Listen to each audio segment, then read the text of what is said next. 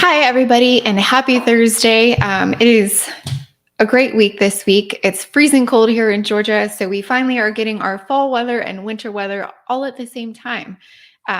If you are from Georgia, you know exactly what I'm talking about. And if you're not from Georgia, I actually had a neighbor who is originally from New York, and we were talking the other day. They were really frustrated because they have been blowing their leaves every day. And I said, nope, that's not how it works here in Georgia. You just blow them once a week and hope for the best because the leaves fall for about a 2 month span here in Georgia. And they said, well, dear God, in New York, you have like a week and they kind of just fall, you blow them away and you're done. So that is not how things work here in Georgia. So if you're from Georgia, I know you know what I'm talking about. My husband has been tirelessly blowing leaves all day, every day, trying to get them out of our yard. So happy fall and winter because the temperatures hit in the 30s this week. This weekend, I was in shorts and a t-shirt. So welcome to Georgia. I want to dive in today. You guys tell me where you're tuning in from, where you're listening from. I always like to just see where people are coming from. Also, drop any comments, any questions that you want to make sure that we hit.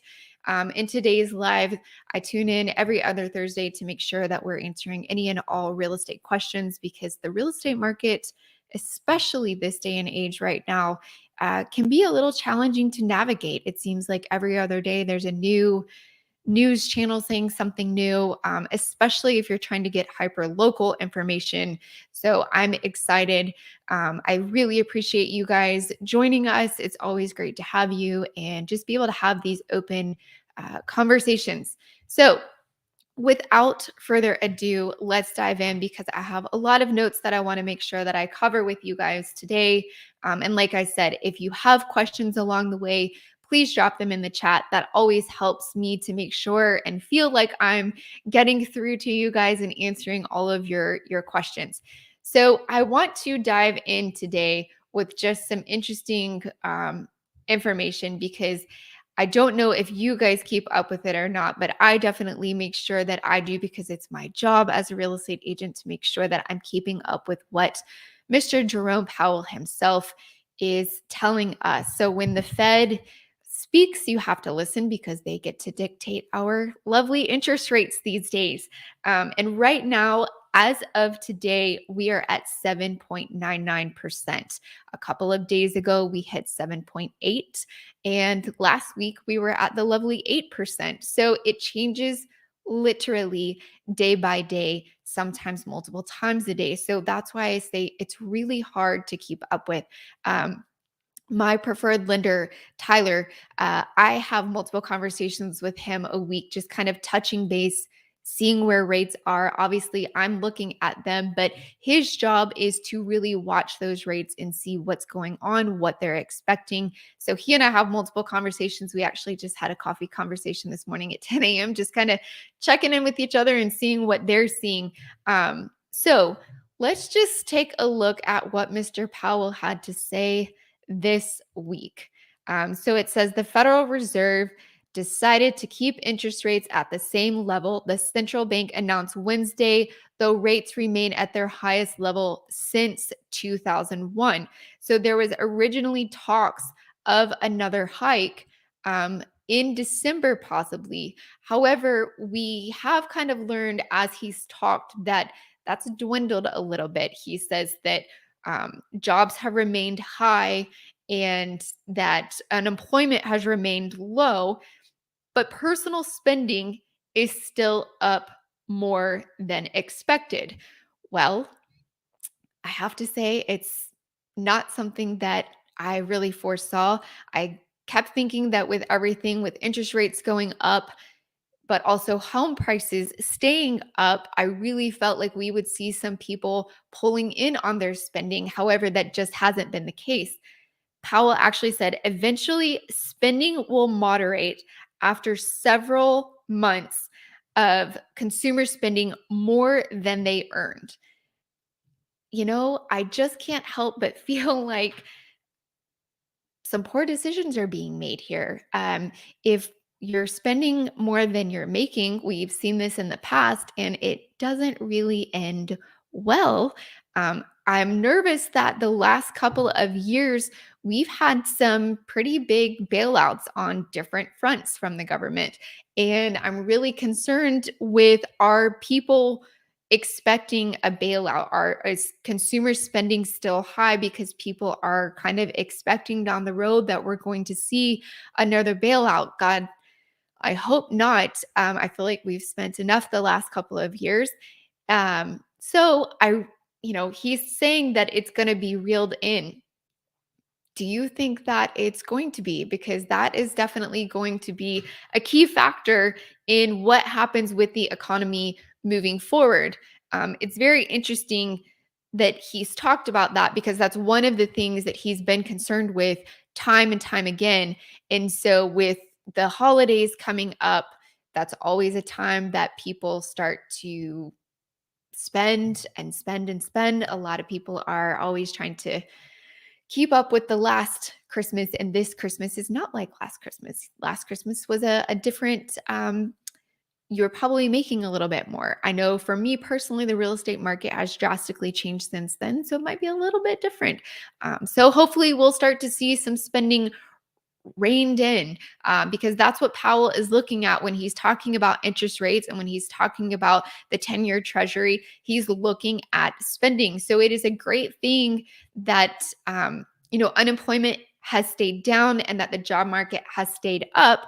However, we have to do our part as the consumer and reel in the spending. If we're sitting here and he's saying that we're watching what people are making and they're spending more than they're making, um, that equation just doesn't add up.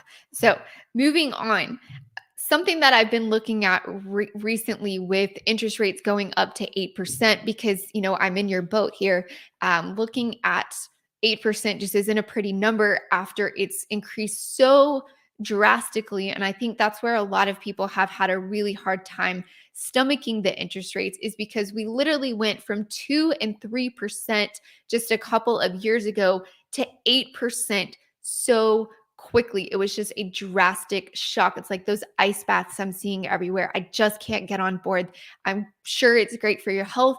I just can't see shocking my body. And that's what happened with the interest rates, right? We were just dunked into an ice bath and everything just went so quickly. So I've really been pouring into the history of interest rates. And what I find interesting, and I want to share this slide with you guys here, is in the 70s, we were looking at 7.33% at the beginning, and we ended that decade at 12.9%. Now, obviously, that was over a 10-year period. However, that's a pretty drastic drop. But then if we go into the 80s, starting at 12.9, we ended at 9.78. So they came down a little bit, but not a huge amount. And in the 90s, we came to 9.83 to 8.6. And over here in the 2000s, 8.15, ending the 2000s, or I should say the beginning of them, because down here we go to 2010 at 5.14%. But why did we end at 5.14%? What happened during that the time frame? The Great Recession, 2008 happened. So right before that, and I think I have a mortgage chart that I want to share with you guys as well over here that kind of breaks it down year over year. But one of the key factors here that I want you guys to notice is I have people ask me all the time, especially buyers right now that really do want to purchase, or sellers right now that want to sell. They want to move to that next house or they want to downsize, but they just don't see the need to do so when interest rates are at 8%, right? They have maybe a 3% mortgage. So why in God's name would they sell right now and then turn around and get rid of that 3.8% or 3% and go into an 8%? It just doesn't make sense. And so people are trying to time the market. And the only way to time the market, honestly, is when you feel like it's at the highest and you sell, and then maybe you get into a rental situation because you can't buy high or you can't sell high and buy low at the same time. You just can't do it. If you're selling high, you're going to have to be in an interim place until things come down, and then you're buying low. So people always say, well, I'm going to wait. The thing that I'm hearing right now is I'm going to wait for interest rates to come down. I'm going to wait. I'm just going to pause and I'm going to wait. And if that is what you decide, do it. Do it. Nobody is making these decisions for you. You should not have your real estate agent, whether it's me or anybody else, pressuring you into buying something. If now is not the time for you and you have the ability to wait, and that's what you feel strongly you should do, by all means, do it. I want to just clarify for you, if we started the 70s at 7.33%, we did not get down below 7% until after 2000. That is 30 years. That's 30 years that you waited for the interest rate to come down. So, what were the home prices in 1970? Well, I looked them up, and ironically, they were about $60,000 in the beginning of the 70s. And so, between $40,000 to $60,000, you could purchase a home in 1970. So, if we go up to 2000, the year 2000, the median home price was the low 200,000s. So, over $130,000 equity you would have gained had you purchased at the beginning. If you had bought in the 80s when you were at 12%, you would have gained about $100,000 equity. So, my point to this is not to pressure you into anything, it is to simply educate you into the amount of time that one could possibly have to wait. Now, I don't think that we're going to have to wait 30 years to see interest rates drop, but I'm also not Jerome Powell and I don't have a crystal ball. I wish to God I did. But these rates were kind of the norm for a really long time. And so if you saw them dip into the eights, you actually were really excited to get in on that because they had been at 12% the entire. Let's look this up. Hold on. Let me just pull this up so you guys can see what I see. From 1981, 16%, 13% in 1980, 16% in 82, 13, 13, 12, 10, 10. So we were in double digits for an entire decade. An entire decade, we were at double digits. So if you saw them dip into the eights, like in 1992, they dipped to 8.39%. I mean, man, you were thinking you got to steal because you were under 10%. And for the last 10 to 12 years, I mean, even in 78, they were 9.6, 79, they were at 11.2. So for 12 years, you had not seen anything under double digits. So to get an 8% interest rate, you were doing a great job. Now, as we got into 2000s, we started to see them dip, right? So here, 2002, we're at 6.5. 2003, they dipped to 5.83. 2004, 6. And then over here, we start to see them dip into 2010 to 2013. But why? Why did they do that? Again, falsely inflated, kind of like a couple of years ago, because we had the Great Recession. The market tanked. Everything went along with it. The real estate market was a disaster. Lending had been a little loosey-goosey, if you will, for the past couple of years. And truthfully, lending that should have never been given was being given. And that's what got us into that boat to start with. And people were not being qualified for loans that they were being given. Cash was not being really accounted for where it came from. And so now the Fed dropped rates to get the economy going and started again. Well, fast forward 2020, we're in lockdown, we're in quarantine. I can say in my 40 years of life, I've never been in a situation with a pandemic or being quarantined and being told to stay at home. And so what do we need to do? We need to get the economy started again. So they drop rates. Interest rates were kind of trending to start rising again in 2019 before the pandemic happened. And so now we're kind of on the other side of that. And while we had this pause for the last 3 years, we're now feeling all of that rise all at the same time. It's like a kick in the teeth.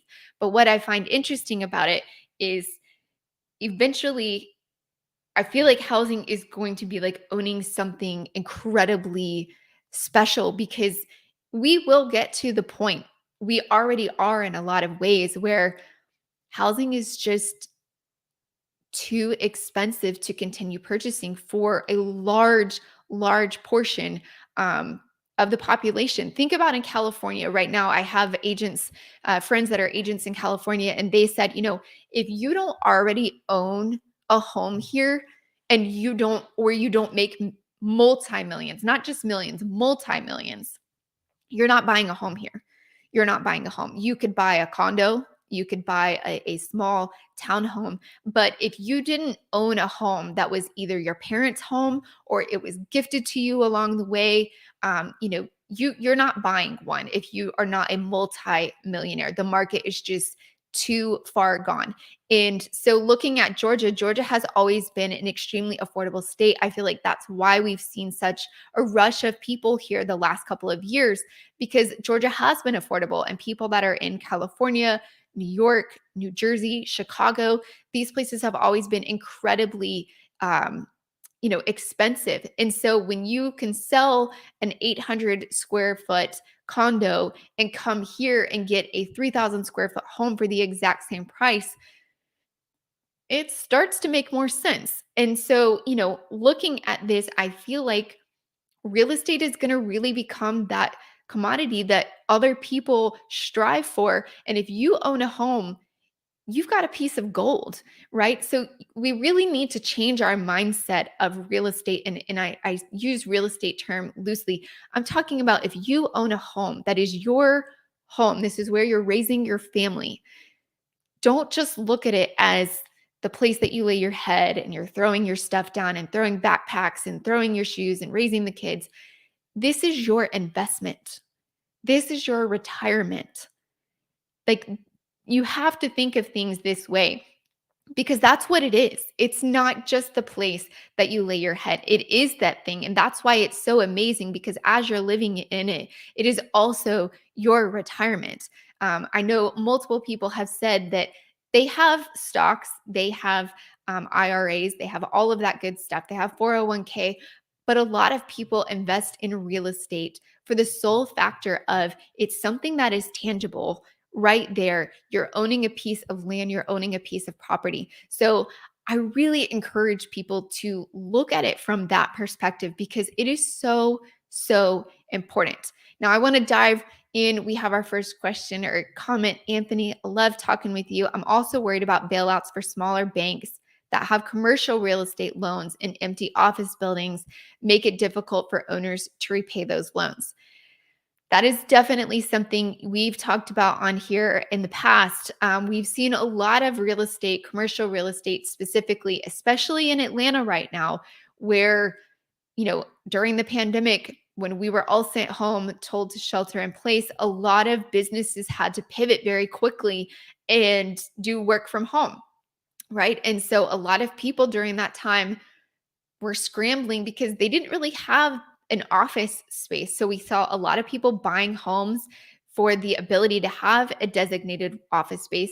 We saw a lot of people leaving the city. They lived in condos for the longest time in the city, just for the simple fact that they wanted it to be convenient. And now that they didn't have to report to work, because a lot of businesses said, hey, this is working. Like, we don't need this big commercial space. We can just have a lot of people working from home. Zoom is a great thing. I know many of you learned to love Zoom over the last couple of years. I know I did. And so that was something where these commercial spaces were going empty, because so many businesses realize I don't have to have all of this in this overhead. But I will say that the city of Atlanta has done a great job. They just finished a couple of projects. I was looking on the AJC about this. They just finished a couple of projects where it was a commercial space, and now they have actually renovated that commercial space and they have made it condos to purchase, or in some cases they've made it apartments, but most of them are condos to purchase. That way we have a housing crisis where we need housing, we need affordable options, and we have this commercial space that's just sitting. And so they were able to kind of make the best out of both worlds and create that commercial space, that office space, and make them into condos for people to purchase. That's not to say what's going to happen in the future. I, for one, I live in the suburbs of Atlanta. And so to drive around and see some of the empty commercial spaces, yet I'm still seeing down the street they're building more commercial spaces, has never really made sense to me. This has been going on since I can remember. I don't understand why we don't just make sure that we have everything filled before we continue building.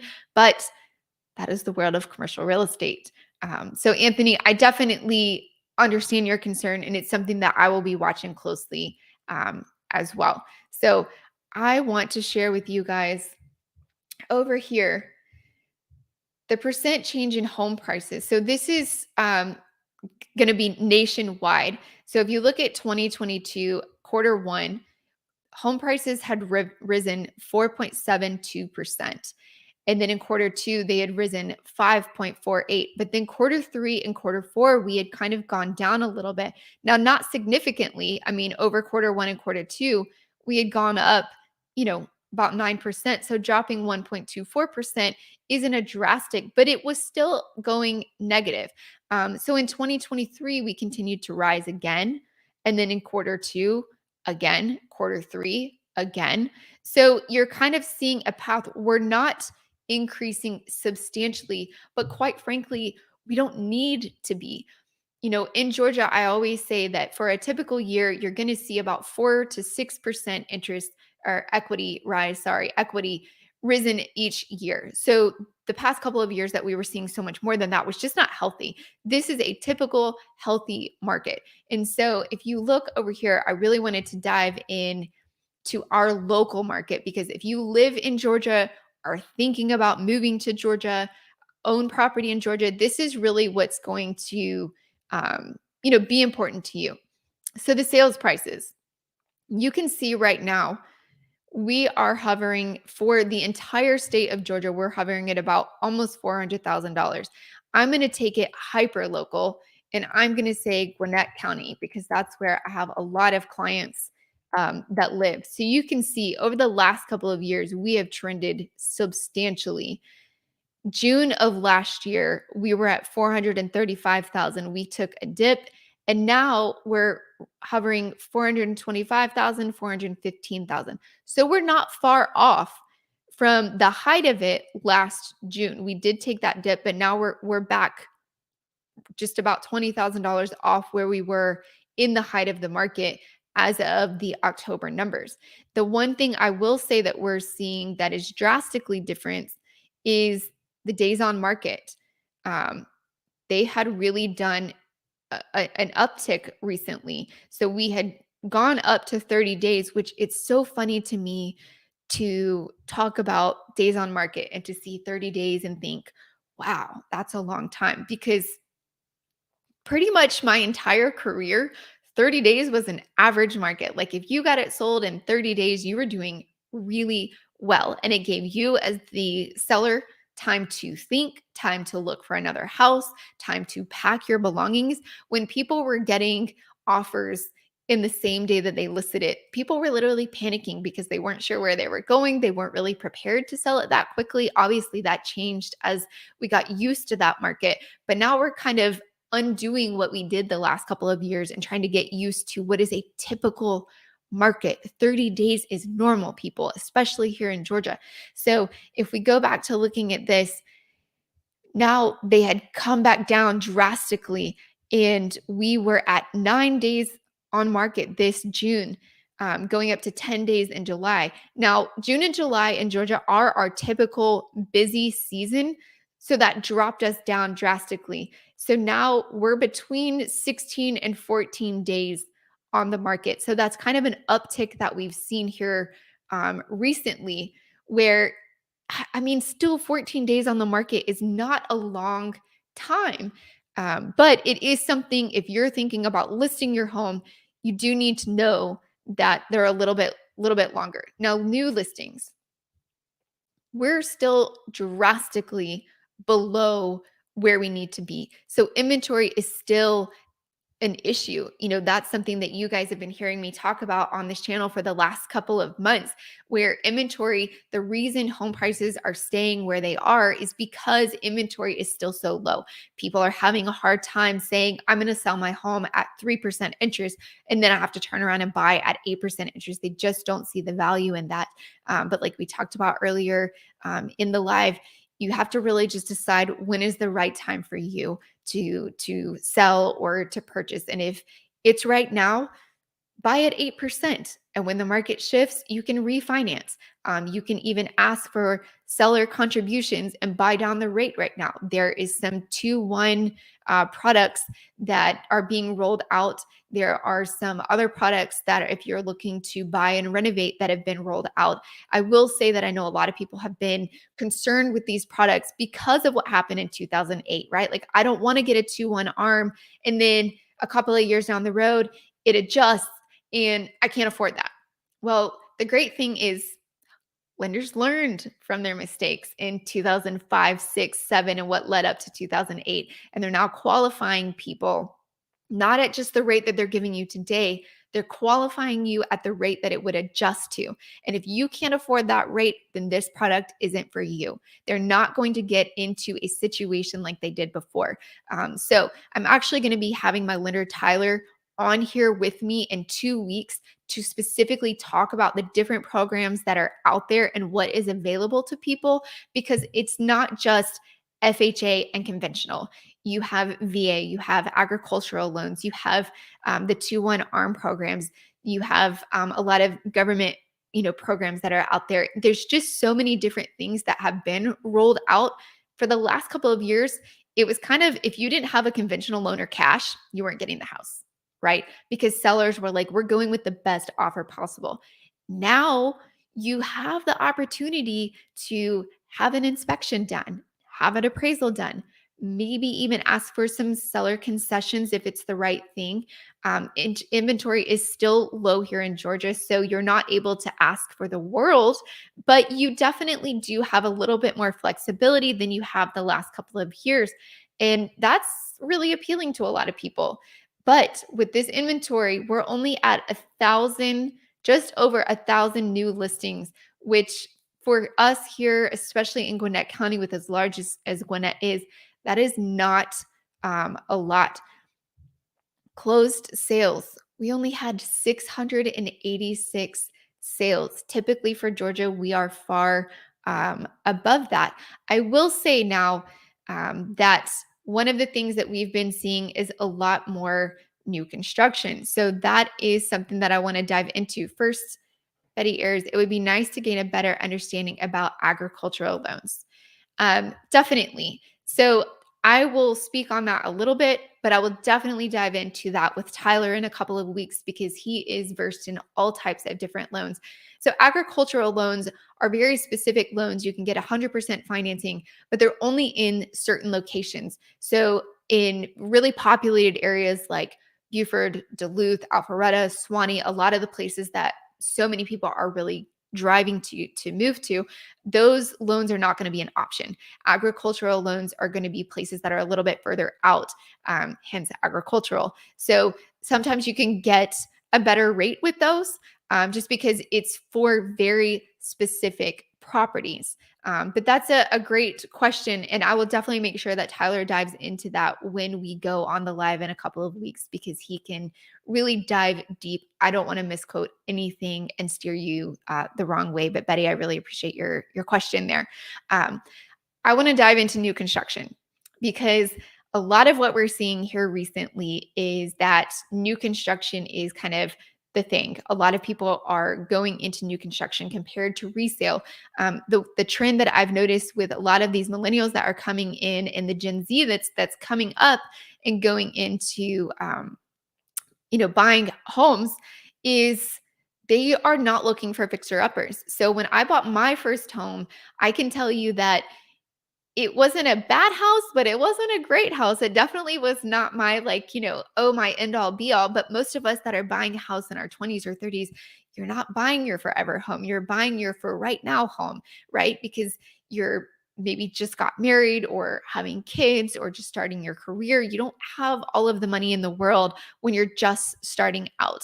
And something I wish I had done earlier in this, I preach to people about real estate because if I had it to do all over again, I'll tell you guys a little story and it's going to maybe make me cry. I don't know. But my dad had a condo in Roswell and he was moving away and was going to let me have that condo on the river in Roswell for $40,000. And I think I was 20 years old. And I just didn't see the reason. I really didn't want to live in Roswell at the time. Now I would love to live in Roswell, but just didn't see a need. Didn't want it. Dad, you go ahead and sell it. Do whatever you want to with it. I'm good. Now, if I had that property, first of all, it would have been paid off 10 times over by now. Think of the investment that I would have. Think of if I sold it, how much I could make. Think of the rental income that I could have. I did not see the potential for investment at that point. No one had taught me about that. And now I kick myself to this day about not having that dang condo. So I try to tell people when you can purchase your first property, do it. I don't care how old you are because you're only going to gain equity from there forward. And don't have your sights set on your forever property the first time you purchase because that just makes you wait even longer to buy your first property. Buy your first property that's the crappy house and maybe you don't have kids yet and you can put sweat equity into it. You can do the painting, you can do a lot of the work as you go, and then 2 years later as you've worked in it and maybe now you're getting married or now you're having kids, sell that one, take the equity and roll it over to the next one and do that again and again and again. So the frustration for me is that people want to get into this forever house or they want to get into the perfect house. I will say that that's a trend right now that we're definitely seeing. People want move in ready. They don't want to come finding your kids' fingerprints on the walls. They don't want to see that the, trim around the doors is beat up. They want move in ready. And so we're seeing a lot more interest in new construction and the fact that builders are building and they're giving these incentives. But the question is, are they really incentives? And that's something I want to make sure that we touch on. Betty Ayers sounds like a great option if you want to get out of the city and perhaps custom build. That's definitely the case. Or if you want to have, if you have an RV or a boat, or maybe want some chickens, you just don't want to be right on top of each other. It doesn't mean that you have to go and buy 30 or 40 acres. That's definitely not what agricultural means. It could be much smaller than that, but it does mean that you're a little bit further out of the city and you're not just right on top of each other. So yeah. But talking about, here we go. Nope. Here we go. So I've been showing a lot of new construction recently. And so one of the builders that I love and I do really like their homes is Meritage Homes. They've got a lot of different properties that they're building here in the state of Georgia. Great homes. I really like the builder. They stand behind their warranties as far as, I've worked with them so far. So no hidden fees, no surprises, 5.875% for a 30-year fixed mortgage. With our rate, what you see is what you get. Oh, but is it? Because here terms and conditions apply. Well, I can tell you that those terms and conditions, I recently showed a client a home that was in Dawsonville. And when we got there, we brought this up and lo and behold, their community doesn't do this. It is only in specific communities. So a couple of their communities are on wait lists for people. And so how that's working is you go in and if you have interest in this new construction community, you put your name on a list. So there's people that are above you on this list potentially that want the same floor plan as you or want to be in the same time frame as you. So maybe they only have one lot left to be released. And so they've got the next phase of homes that are going to be coming up, but they can't be released yet because I'm not sure if you guys know or not, but in new construction, they don't just release the entire neighborhood for sale. Little by little, they will have phases of the community that are being released. And it basically comes down to the builder is having to get with the city or the county about getting permits pulled. So they've got to get permits from the county first about building there. Then they have to get, the water run, the sewer run, all of that good stuff before they can even pour a slab. And so they just do phases at a time because the county or the city is not going to give them permission to build, you know, 500 houses in this neighborhood. They do it little bit by little bit. So let's say that the next phase is 10 homes. Well, they've got 20 people on this list that are wanting to be on that phase. So they're going to go from the top of the list down and they're going to call, hey, Mr. Buyer, you were number one on the list as far as wanting to purchase. Are you still interested or have you gone a different route? Because if it's 6 months from now, before they release the next phase, maybe you've decided to move on in a different direction. Maybe you ended up finding a resale or a different new construction in the 6 months that you were waiting. Maybe you've just decided, forget it. Now rates are at 8%. I don't want to do this anymore. A lot can change in a 6-month period. Not saying that it will always be that long, but it could be. So in this particular neighborhood, they have a wait list. So now my client is at the bottom of that wait list. They really would like to be in the next couple of months. And so with that, they're waiting to see, can they, get this? Unfortunately not. The great thing for my clients where we ended up finding a resale in that specific neighborhood that's basically brand new that we're getting to move forward on, and they're getting to get in there as soon as they wanted to. So that's the great news. But my point to this is we are seeing some new construction opportunities. It's just going to be based on location. So you cannot think that across the board, all new construction is going to be offering incentives. It's just not the case. Depending on where the homes are and how much interest the buyer or the builder is having is going to be whether they're offering incentives. So in certain locations, I've been to new construction, they're offering $25,000, any way you want it, which basically means you can have that to buy down the rates. You could have that to go to the design studio and do some upgrades.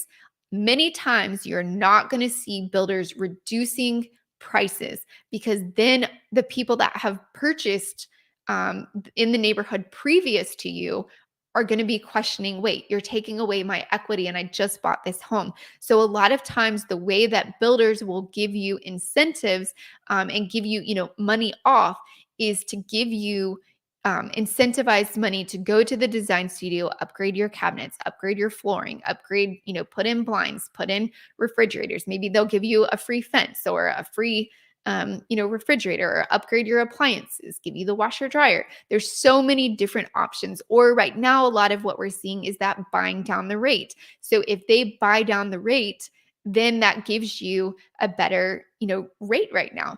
The other catch that I saw, and this one was really tricky, they were buying down the rate, but it was only locked in for 2 years. So what are they giving you? They're giving you that 2-1 arm. It's going to adjust. Well, you could do that on a resale with a typical lender. So they're not really doing you a huge favor in the long run for new construction versus resale. You have that same product available to you in a resale option. All I'm saying is make sure that you're looking at the facts. Make sure that you're looking at the whole picture. Another thing that I've seen is with builders, if you use our preferred lender, then you get this much in closing cost, or they'll give you, more incentives for using their lender. Sometimes you can't beat what that builder's lender is going to give you. You just can't, because the builder and that lender have a written agreement that every loan that the builder writes is going to go through that lender. The lender will give you more incentives. However, there have been times where I've really been going through the numbers, and yes, they're giving you a $10,000 incentive, right? They're giving you $10,000 in closing costs. However, ironically, as I look at the itemized numbers, down the way, you're paying an awfully lot for their fees. Well, they're basically just getting their money back for giving you that $10,000 incentive. So that's not going to happen with every builder's lender. It does happen with some. So I always say, if you're looking at new construction, which is still a great option, you still go through your real estate agent, because real estate agents, for like someone like me, I have great relationships with a lot of the real estate agents that are working for the builder specifically. They call us and tell us about new products that they have. They tell us about new communities that they have because they know we have a lot of clients that this could potentially be a great fit for. Builders have it built in to, pay a buyer's agent. So we are able to talk to them, and then we're able to also have you talk to a lender, whether it's Tyler or anybody else, and kind of look at those two things side by side and see what are the numbers really looking like. Because if they're side by side looking the same and they're giving you a $10,000 incentive, it's a no-brainer. You have to go with what the builder is offering, but you have to make sure to do your due diligence and make sure that you're looking at that. So laugh out loud, always the fine print. It is always the fine print. It really, really, truly is. And like I said, there are a lot of great incentives right now. I don't want to scare you. I want to educate you into what I'm seeing in the market right now, because I want you to have all of the tools at your fingertips as you're starting to get into the market, or if you're holding off for these reasons. I want you to have all of the information so that you can make sure that you're making the best decision for you. Because, like I say every week on here, the right time to buy is when you're ready. You're never going to time the market perfectly. You're never going to have the perfect situation. If you wait until interest rates are lower, you've got more buyers. If you buy right now, interest rates are high, but you have less competition and more ability to possibly negotiate. So there never is going to be the perfect time. The perfect time is when you're absolutely ready. So I really appreciate you guys tuning in with me today. I appreciate you guys having the conversation. Number one, it just makes me feel good. And number two, I know that you guys are getting your questions answered. So I appreciate you tuning in. And I'll see you guys in a couple of weeks with Tyler on here to talk about all of the options that are there for lending. So I'll see you guys soon. Bye.